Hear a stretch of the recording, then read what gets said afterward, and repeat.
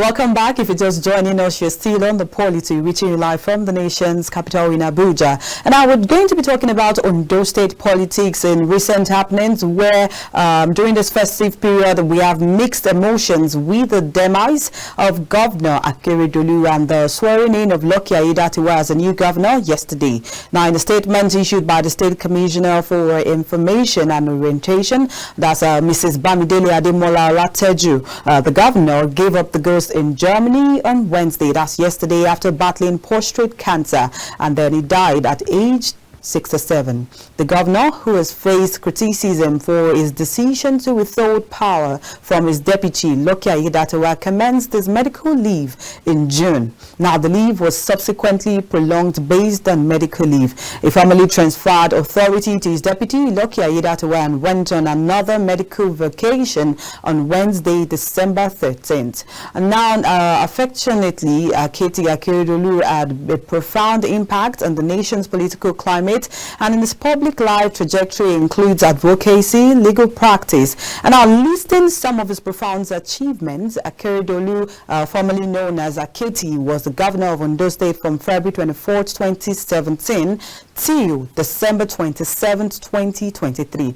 Now, he served as the Secretary General of the Nigerian Bar Association, Ibadan branch, from 1985 to 1986. And from 1997 to 1999, Akeredolu was Ondo State Attorney General. Then we moved further in 1998. He was appointed as a Senior Advocate of Nigeria from 2005 to 2006. He presided over the Legal Aid Council as its chairman. Then he also served as the President of the Nigerian Bar Association between 2008 and 2009. He was the Vice Chairman of the Ibadan branch of the NBA in 1991 and Chairman from 1992 to 1994, when he was also awarded the National Honor of Commander of the Order of the Niger in October 2022. Before his death, his health had deteriorated, and activists and opposition parties had already put tremendous pressure on Akeredolu to step down or cede power to his deputy, well, according to the Constitution of 1999. However, after Akeredolu returned from his medical leave in September, there began a rift between him and his deputy, that's Aiyedatiwa, which of course is the second deputy governor he would have in his tenure. And as Ondo State Assembly served an impeachment notice to Aiyedatiwa following allegations of gross misconduct, the timing of the impeachment had suggested that Akeredolu initiated the process to oust his deputy from office. Now, moving forward, Aiyedatiwa had already prayed that the Ondo State High Court to all the impeachment proceedings against him until the suit, was heard and decided, and the request was granted and impeachment process was stalled. Now, the Ondo lawmakers then decided to suspend the impeachment proceedings against Aiyedatiwa. The matter, however, came to a close after President Bola Ahmed Tinubu mediated a peace meeting between the warring factions, urging all sides to their swords as a resolution was reached for both sides to maintain their current positions. Well, as of yesterday now, the governor of Ondo State, that's former governor, of Ondo State, is dead. But then in recent happenings, that's after the inauguration of Lucky Aiyedatiwa, that's a former deputy governor who is now the sitting governor of Ondo State. In recent happenings, two other political appointees of the late governor of Ondo State, that's Rotimi Akeredolu, have resigned their appointments.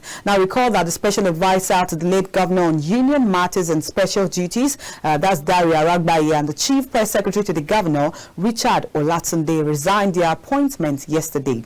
They said in a letter addressed to the secretary to the state government, that's SSG, dated December 27th, that they were resigning because of the death of Governor Rotimi Akeredolu. Also, the senior special assistant to the governor on special duties and strategy, Dr. Adedoyin Adebowale, in a letter stated December 2023, and addressed to the secretary to the state government, also announced his resignation from the government. Now, while stating that his resignation was with immediate effect, Dr. Adebowale thanked the state for the rare opportunity for service. Also, the special assistant to the late governor on photography, Olawale Abolade, has tendered his letter of resignation.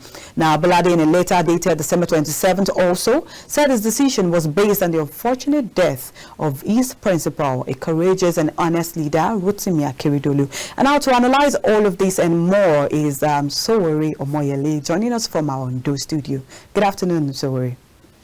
Good afternoon, and compliments of the season. The compliments of the season to you too. And how are you faring from Ondo State? Well, it's sunny and warm out here, Sunshine State. Okay, all right. Now we'll be talking about Ondo State politics proper, and of course it's no longer news that Governor Akeredolu died, and he died at age 67, and unfortunately, according to our constitution, which of course states that there can't be vacuum, immediately the deputy governor was sworn in yesterday as the new governor of Ondo State. I'd like to get your own overview on this before we move into this matter. Well, this is the end of the protracted battle between the ailing governors, cabal as they call them, and his deputy. So it has come to an end now. We got involved because we knew they were playing games and they did not want to disclose the true situation of former governor or late governor Akeredolu's health status.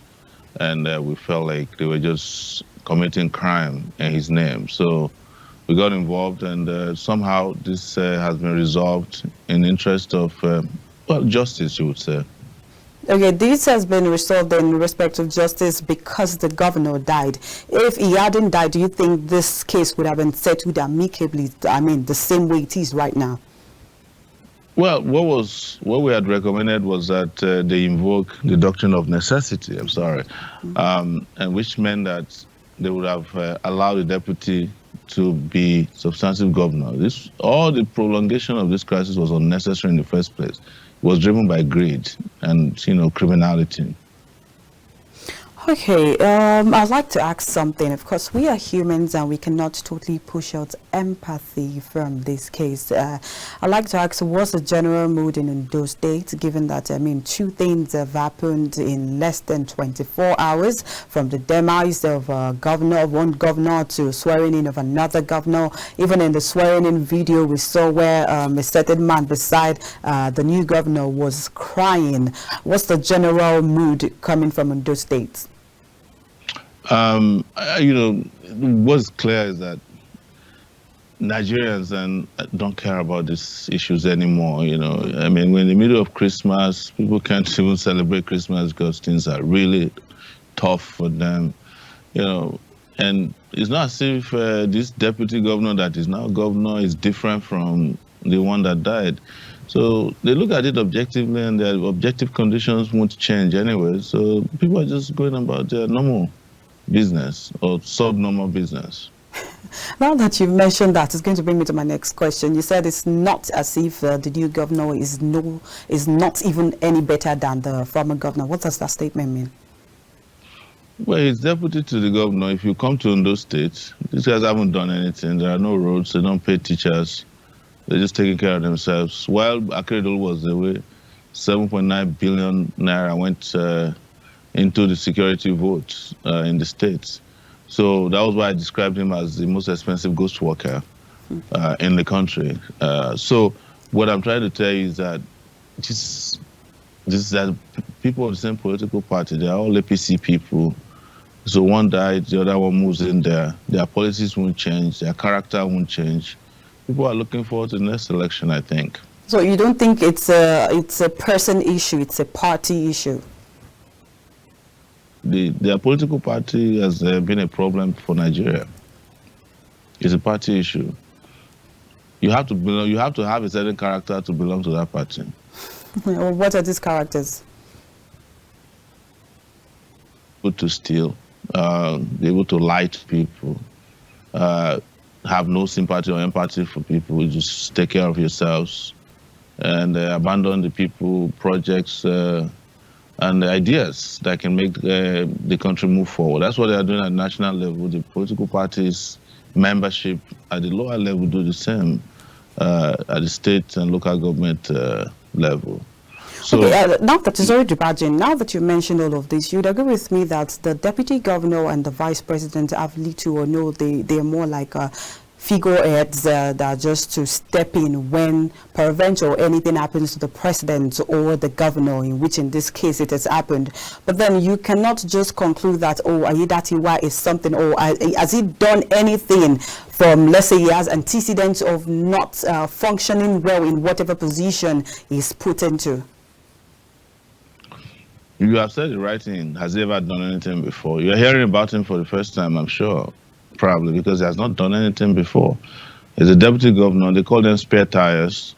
But even spare tires are useful when, tires get blown up or they get spoiled.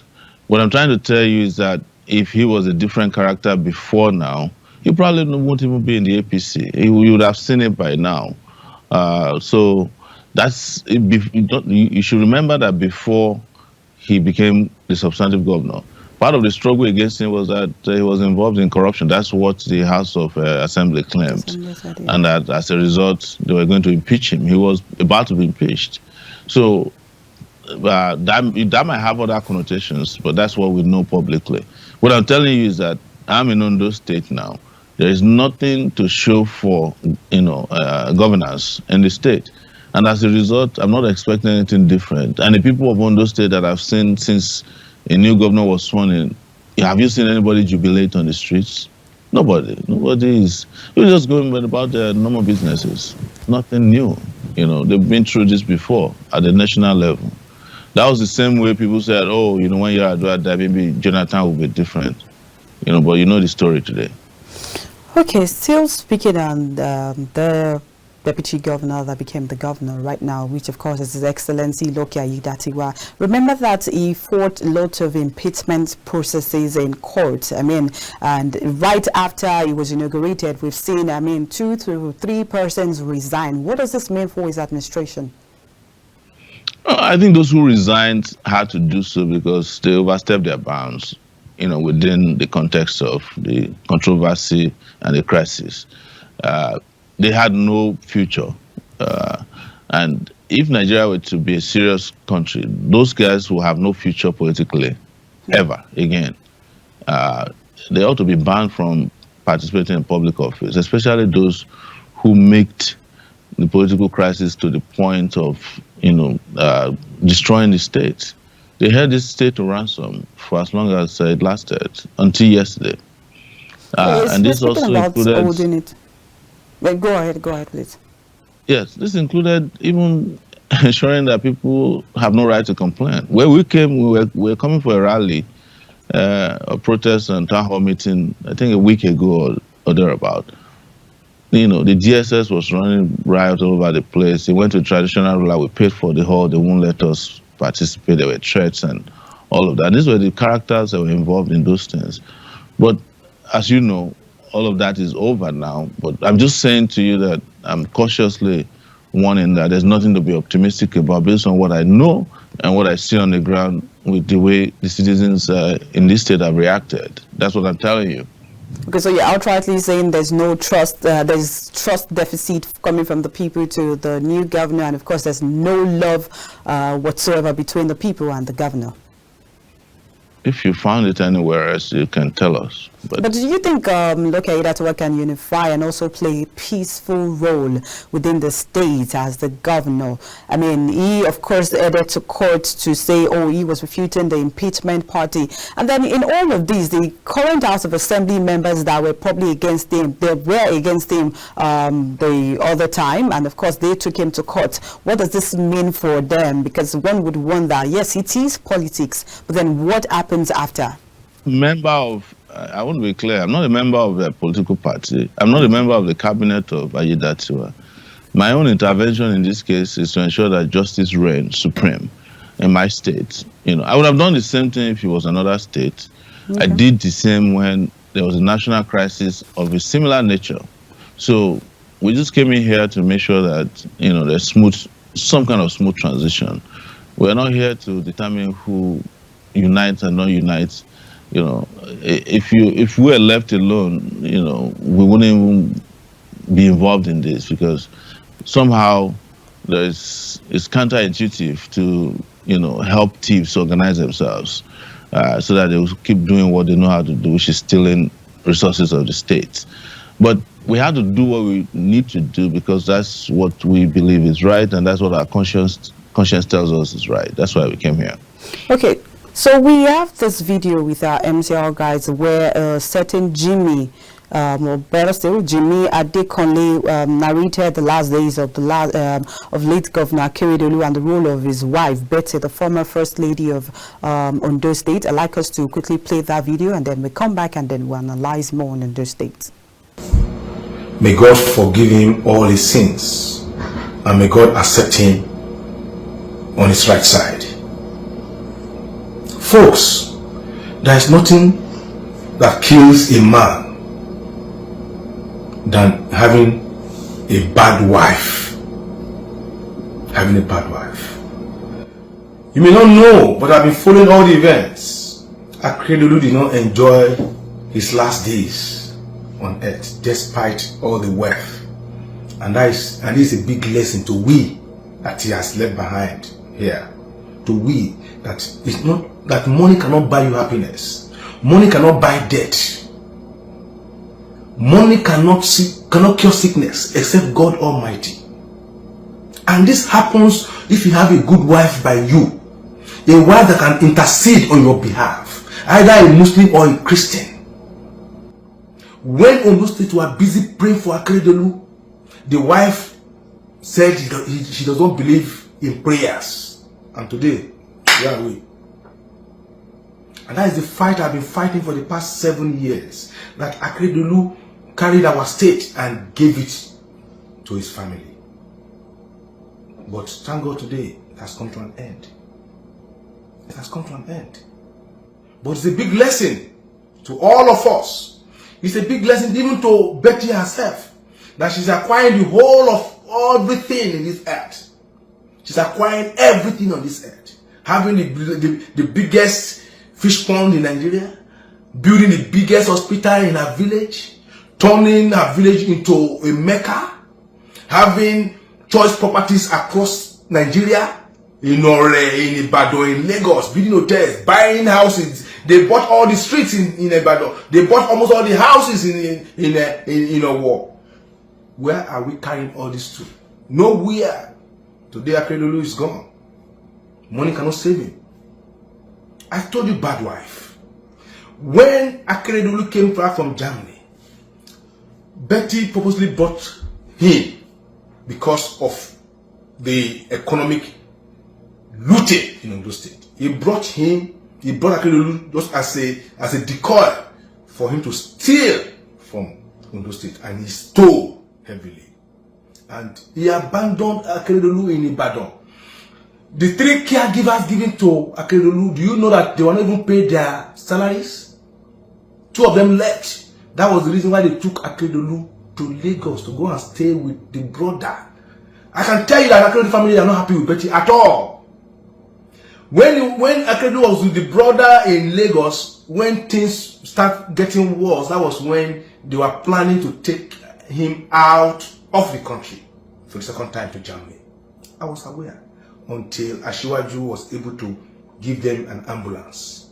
When they beckoned at this same wife that Akeredolu brought to limelight through the office of the First Lady of Ondo State, she declined going. She didn't go. It was his daughter, Mrs. Ruseway, the daughter of Akeredolu, that followed them to Germany. She didn't go. She stayed behind. She came back to Ondo State. She's trying to still rake money. It's just all about money, money. She abandoned the husband. I'm sure Akeredolu, when she went on his way to Germany, he will regret it. That, oh my God, so this woman is not there with me. No matter how bad the Yoruba woman is, I'm not tribal here. I'm just telling you the reality. A Yoruba wife will not abandon the husband at that critical hour. How would it have been so good, so nice that we heard that Akeredolu died in Germany in the hands of Betty? But Betty was in Akure, was in Ibadan, Akure, gallivanting, supervising how to steal money, supervising how to build hospital, supervising how to his fish pond. When she heard that Akete is gone, this is a big lesson May our children not marry from the wrong tribe and from the wrong family. This is a big lesson to all of us. And I will say again, congratulations to those two people. Not congratulations that Akiti died though, because we all died. I'm not happy that he died. No. But congratulations that the bondage that Betty tied us and the song is broken. The shackle is broken. They don't care. The song was clubbing in Lagos, clubbing in Abuja. It doesn't care the father was this. The mother too was everywhere, holding meetings up and down, still responding on social media when your husband is in critical condition. May the soul of Akeredolu rest in peace. And I think our people, you know more than me about this woman. But I am employing this. I'm saying this. Akeredolu is gone. He has gone to rest. But the loot stolen by Jide, stolen by Betty, those houses they bought, all those properties, EFCC has to come and scrutinize them. No sentiment at all. No sentiment. My heartfelt goes to the people of our war and our kingdom. I know it has offended you guys too. That's a but my heartfelt still go to you guys. My condolence to the Lord of war and to all the people of war and to the entire people of Ondo. Welcome back. If you're just joining us, you're still on the Polity. And now, before we went to the break, we're talking about Ondo State politics. And now we just finished watching a video of a certain Jimmy, of course, talking about the late governor of Ondo State, that is in person of Rotimi Akeredolu. And Sowore would, of course, do justice to this because we know where we have the issues of the tribe in Nigeria. And now, bringing this on to why we have serious issues in government, especially for Ondo State. Don't you think this is a lot coming from that kind of person?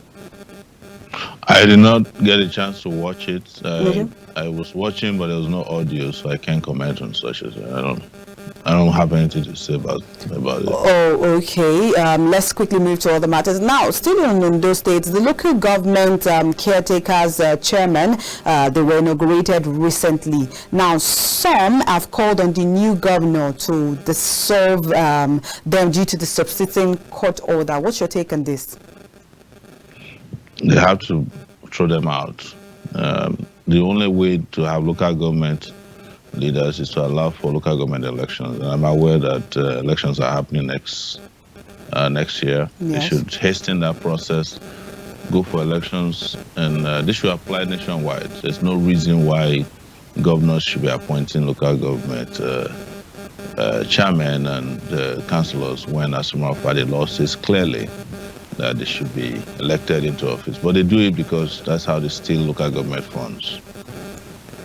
Okay, now speaking of elections, INEC has declared 2024 election for Ondo State. What are the plans your party has for Ondo State? We're going to present a candidate that we believe would present a better alternative to the characters that have ruined the state. And we hope that the people of the state vote their conscience and not their stomach.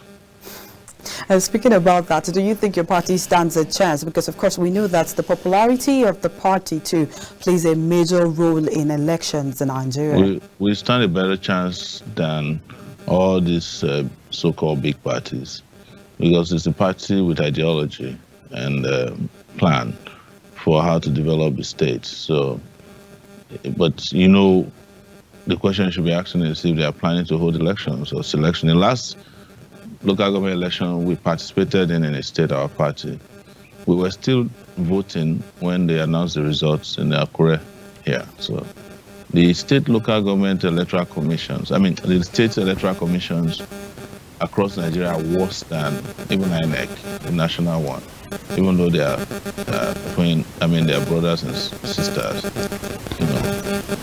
or half brothers, as you might want to describe it. But bottom line is, if they are planning an election, we will definitely do well here. Very well. Okay, and we hope to produce the next governor of the state, Ondo State. Okay, now I'm sure you're aware that they've created more local governments, that has been added to the 18 existing local governments in Nigeria. And some persons have said even the 18 local governments have not been able to meet up to people's expectations. Now, with the inclusion of 30 more local governments, what do you think is actually going to change, or how do you think this is going to even affect the state? It's not about governance, that's the sad part. It's their own way of allocating money to their cronies and party members. They don't serve anybody's interests. Even the ones in Lagos, they're not functioning the way they should. But this is how these ruling parties take care of themselves, by creating bogus bureaucracies to steal and fritter away money, to waste money. So, like we said, the new local government caretaker committee should be dissolved with immediate effect. That's been ordered by courts. Local government elections should hold in the, I think, 18 local governments in the state, and they should be given the total autonomy they need to run a local government so that they function the way they are designed to function. Where I live in the US, the local government probably has more power than even the state, and that's what restructuring is about. It's about devolution of the power. Devolution of power. They have their own police. They take care of school. They take care of the roads in the area. They're in charge of power. They have their own courts, and they even, they do things that you can't believe. They have a lot of schools, and so it gives room for even better competition amongst these local governments.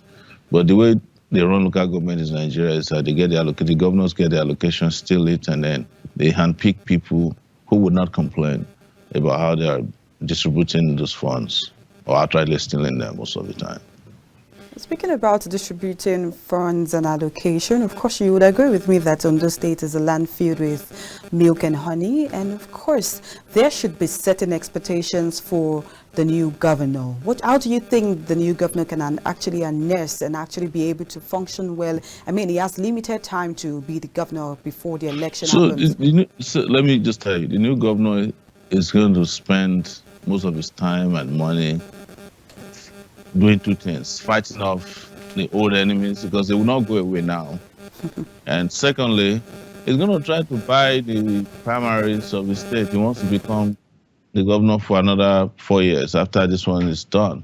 So that's all he's going to concentrate on. The state would like this stuff. I don't like to give you bad news, but I don't see where the salvation will come from.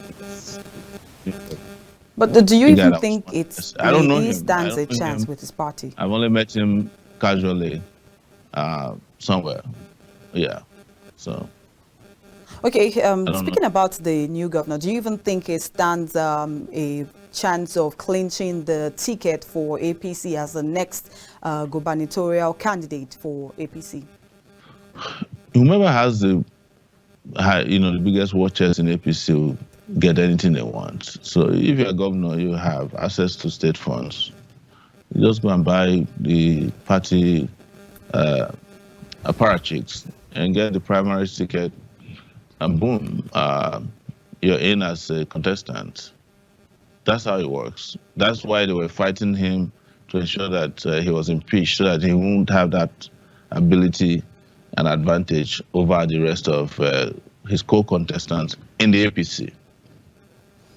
Okay, now let's, on a final note, let's talk about the late governor. Of course, he was even termed the Amotekun One of Nigeria. And of course, you would agree with me that he was able to curb the level of insecurity in Ondo State to a certain extent. But then I don't know if you would refute with that. But then I'd like to hear your own opinion on that. Now, given that he is dead right now, what do you think is going to happen with Ondo State and community policing generally? When they set up Amotekun, my concern remains the same. That, if you set up another security outfit managed by state governor, they will be used to oppress people. And it happened to us 2 weeks ago. We were here pasting posters for resume or resign. Amotekun was tearing the posters. They arrested people who were who were pasting our posters, and took them to DSS. Those people were detained and tortured for 3 days with no food. just because they are pasting posters against Akeredolu. So that's my own experience of Motekun. So I don't know what people mean by this. The security in Ondo State has gone away. So We in a still have nutshell, crimes Amotekun was all not across able the to do state. anything. Maybe they did, but I'm just saying, my own standards for governance is probably different from what people. I'm not a tokenistic person. I don't know how to assess somebody when he didn't do what he promised to do or what he should be doing. Sometimes as Nigerians, we like to just hype people who are not up to par. And I don't think I want to do that. I don't agree with that. Okay, on other closing note, I'd like you to leave a note with the Ondo State people, given that a lot has happened in 24 hours, and now I'd like us to, of course, be positive at this point and say, oh, yes, let's see what happens over time. But then I'd like you to leave a note with Ondo State people. Don't I look exhausted to you?